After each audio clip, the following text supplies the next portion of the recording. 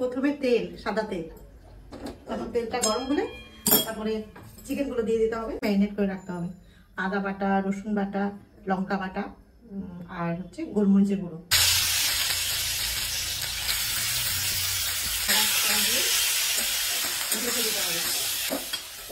অনেকটা জল উঠেছিল, জলটা আমি অনেকটা শুকিয়ে গেছে, গরুগুলো দিচ্ছি আগে সবজিগুলো।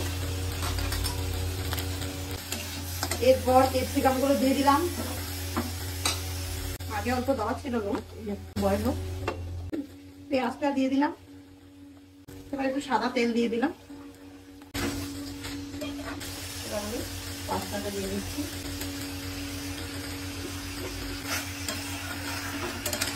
আমি এতে ড্রাই রোস্ট করে কসুরি মেথি দিচ্ছি।